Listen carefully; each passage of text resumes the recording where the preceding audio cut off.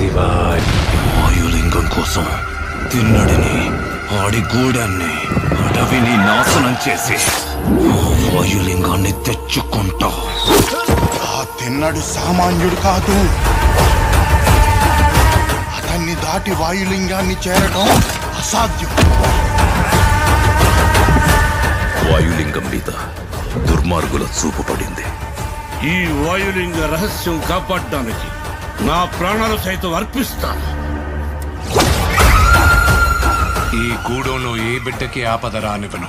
ఇది నా ఆన, తిన్నటి ఆన.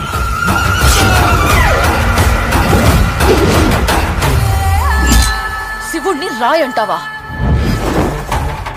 రాయిని రాయనక ఏమంటారు నెమలరాని? వినపడని వాడికి విన్నపాలెందుకు, వీళ్ళకి దండాలెందుకు? దేవతని ధిక్కరించేవాడికి, పెద్దల మాటకు విలువ ఇవ్వనోడికి ఈ కూడెంలో చోటు లేదు. ముందు ఆ రాయిని తీసుకెళ్లి అడవిలో పడేస్తే గానీ నీకు పిచ్చి తగ్గదు. తప్పు మామ, అలా అనకూడదు. ఇలాంటి వాడు మీకు గొప్ప భక్తుడవుతాడని నమ్మకం ఏంటి ప్రభు? నీతో పాటి నేను ఆ సమయం కోసం ఎదురు చూస్తూ ఉన్నాను.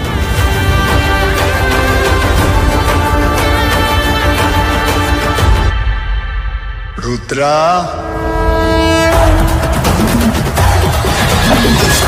ఎవరు నువ్వు? ఆ పెద్దోళ్ళందరికంటే నేనే పెద్దోళ్ళని. నన్ను మించిన శివభక్తుడా ఈ సృష్టిలో లేడు. ఏమో అనుకున్నాను. నువ్వు నీ దేవుడు తోడు దొంగలే.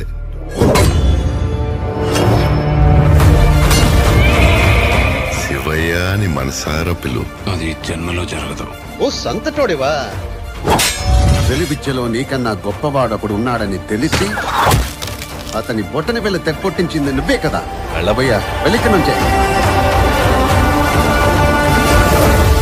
నేనింక నిన్ను వదలను. ఇది నా అన్న, తిన్నడి ఆన. శివలీల.